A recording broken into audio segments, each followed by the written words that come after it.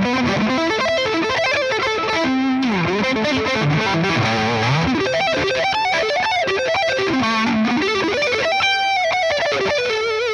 there, I'm Ray Suhy. I teach on Lessonface.com, and today I'm going to give you 5 tips to improve your sweep picking. Write down. The first tip I can give you when you're working on sweeping is to kind of isolate the left hand. The left hand does a lot more when we're sweep picking than people realize. A lot of people get really obsessed on the right hand here, and we'll talk about that in a second because that's very difficult as well. But a huge part of sweeping and the cleanliness of it comes from the left hand, kind of the note separation that you want. So what we're going to start with is just a very simple second inversion C major triad here on the 12th fret of the G string. You guys might know that. It's like, looks like a D chord. Okay, so we're going to go 12 on the G, 13 on the B, and 12 on the high E. Then we add in G on the high E string. Now, before we start talking about the right hand and what goes along with that, what we should try to do is just play the left hand notes. Just try to hammer on all those notes like this. Don't worry if other strings ring out. That's not really the point here. The point is just to get this articulation going.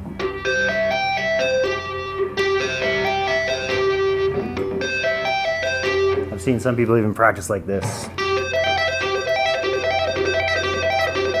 All right, which can be helpful. The point is just to get your left hand going.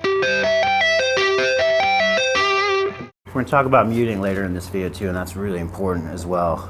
Just a brief little tip about that. Whenever we play a note, we want to be muting the string below it. And that'll keep things clean. I'll talk to you more about that in a second.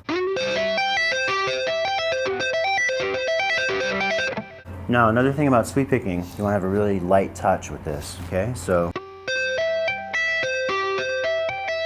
press only as hard as you need to.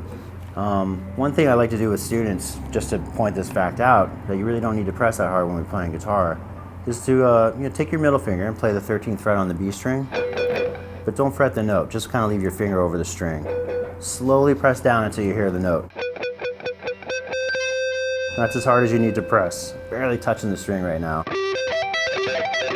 So when I'm doing those sweeps like that, it feels like my fingers are just kind of flying over the strings and not really pressing down and not really landing, they're just kind of floating over them.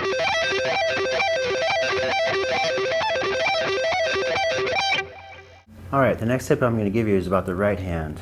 You want to experiment with different pick angles to the string and different ways that you slant your hand up and down. Let me explain that a little more clearly.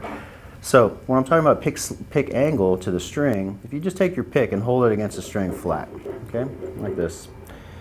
You want to turn this thing either clockwise, like this, or some people actually do counterclockwise, or they hold it backwards. We'll talk about more of this later in a picking video that I'll do for Lessonface as well. But basically when I sweep, I like to angle down a little bit. So I'll turn the pick clockwise and get this kind of angle to the string. Okay, so this would be flat, and this would be slightly turned. Okay. Now, the other important thing about the right hand is when we're sweeping down, we want to turn our hand. So if I hold my right hand flat to the strings like this, what I mean by turning it down is I'm going to turn my right hand, the palm, towards the floor. Okay? This is going to let me drag the pick down. See, if I was angled up, this would be really tough to do. I'd miss the E string altogether. Okay? So we're going to angle our hand down towards the floor just by turning our wrist and dragging that pick through the strings. We're going to do that. 15th fret on the high E string can be a hammer, or you can pick it with an up.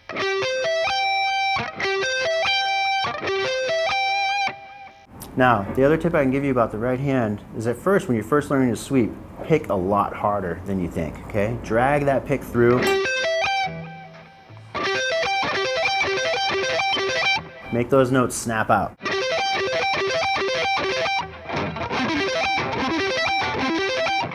It's much easier to lighten up that touch later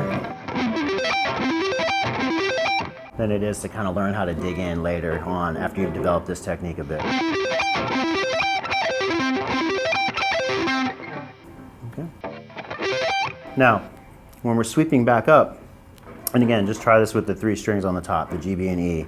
You want to bring your hand back this way a tad, right? So you want to turn your hand up, so your palm is going to be facing your face here. Just subtly.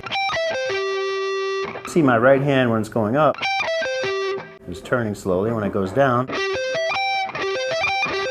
going to turn back this way some more.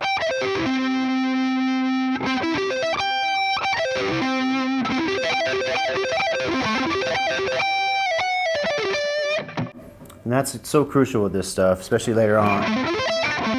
Doing these bigger sweeps, like so crucial to have your right hand angle going down this way and your pick angle a little bit as well. Kind of, like I said, just turn your pick a little clockwise. So you're sweeping more with the edge of the pick rather than the flat side. Now, you can do this with the flat angle. But for me, just a little more articulation when you use the side of the pick. So the next thing you want to focus on when you're trying to get better at sweep picking is muting, both in the right hand and then the left. So let's start with the right hand first. When you're first sweeping, don't be afraid to palm mute all the strings, okay? Just so you hear a kind of a dead attack on them. Like if I just do this 3-string sweep. Now I'm palm muting here like I would with the rhythm part.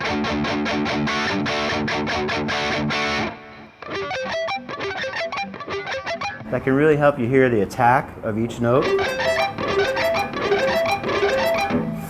And also remember when you're playing these things, even when you're playing them slow, make sure you're dragging that pick through the strings. And you're not picking each individual note. I see people doing that sometimes. Just drag that pick. You know, even when you're doing the bigger sweeps like 5 strings, don't be afraid to mute those things out. Gives them a nice attack. So this is, I'll give you an example of both wide open and muted. So this is wide open. And this is muted. Both have their kind of place in their own sound, and they're both very useful.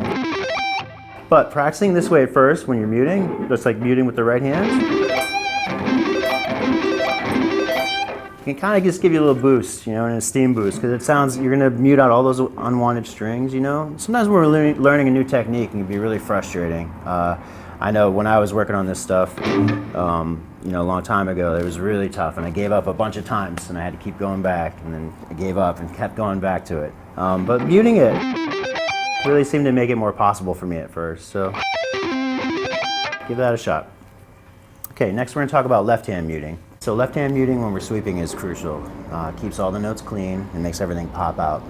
I'm going to use that same kind of triad shape we did on C, but I'm going to do it in G major this time. Now, one thing that keeps that clean is my left hand. Every time I put one of these fingers down, I'm muting the string below it. So, when I play that 7th fret on the G string, my first finger is muting the D string below. If I didn't do that and I went to sweep, you hear all that noise ringing out? It's these 3 bottom strings, right? So, that first finger is going to keep the D string from ringing.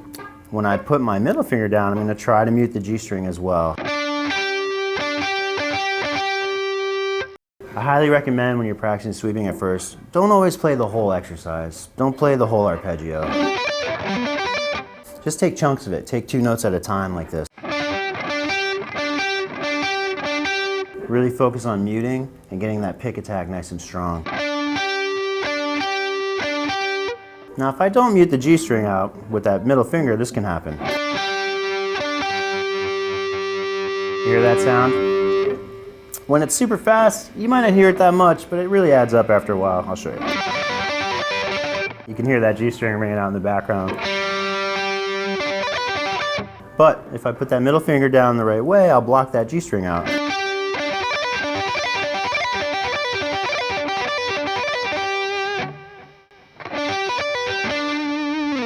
Now, same thing when I get to the high E string, my first finger is going to mute out the B string. And again, you're going to fret these notes in such a way that the tip of your finger hits that string below it. For example, when I fret that high E string,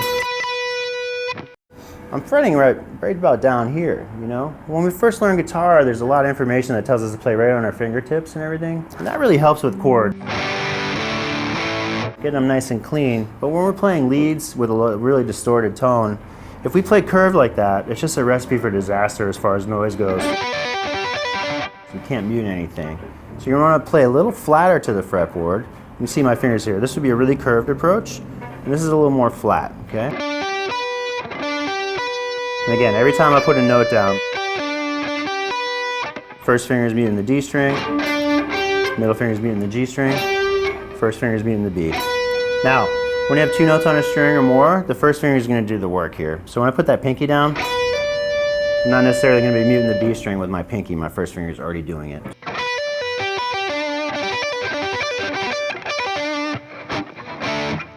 So the next thing I want to talk about with sweeping is using the wrist or using the arm, and both sometimes. Some of my students, when they're first learning sweeping, they're trying to use their arm the whole time for the sweep movement. Let me show you what that looks like. Watch my arm here, especially my forearm. You're just bringing the whole arm up and down all the time. Now, that can work and that can sound fine, but it's not quite efficient. With these smaller sweeps, you want to use more of the wrist. So what I'm doing here is, you can see my right hand, we're going to sweep down. Basically, I'm like turning, sort of like I'm turning a doorknob almost. So my wrist is going this way, and that's where the sweep movement is originating. If you use my arm, there's just too much possibility for excess noise, especially from hitting these strings like this too much.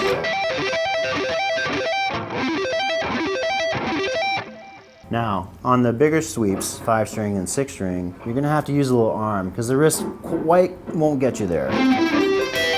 You get really awkward down here, you know? So, when we're doing this, the bigger sweeps here, what I'm going to do is I'm going to bring my arm down to about here. When I get to the G string, I'm going to stop. And then I'm going to turn my wrist. And then I'm going to go backwards, same way. I'm going to come back, bring the arm up, and then use the wrist for the end. It's a very subtle thing, but if you really practice that technique, your sweeps will get a lot more efficient and you'll gain speed quicker with this. Okay, so the final tip I can give you with this stuff is to learn some theory. Explore especially chordal harmony, diatonic harmony, you know, what chords are in what key. Learn about chord tensions. That way you can kind of play more colorful notes when you're sweeping. A lot of guys get stuck sweeping triads, which sounds killer, you know? You know, that's an A minor.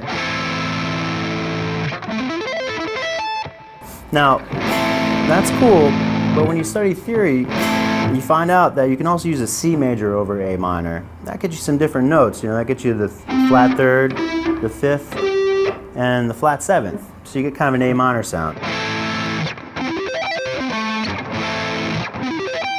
If you go further, you can do E minor over A minor.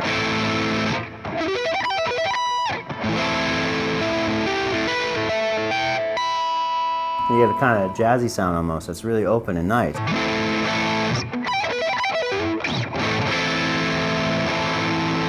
You can combine all those into one run.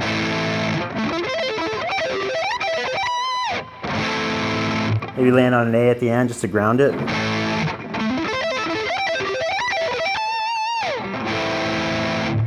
Now the next thing you can do is, you know, if say you're sweeping, you got this 3-string sweep down, great.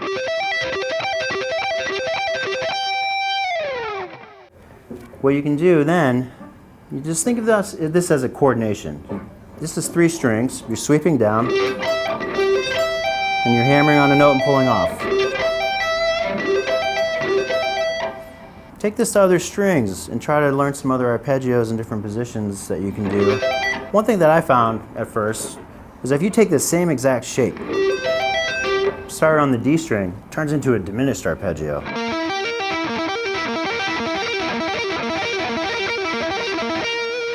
These are the notes B flat, E, G, and B flat again. And what's cool about diminished stuff is that you can move it up and down in minor thirds. It sounds really cool.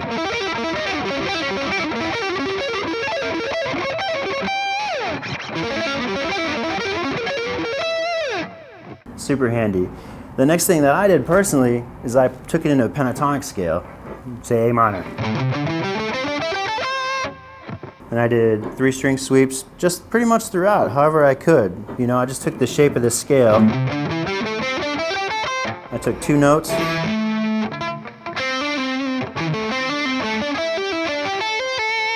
Maybe try that in E minor. And then all of a sudden I had a pentatonic lick that was my own.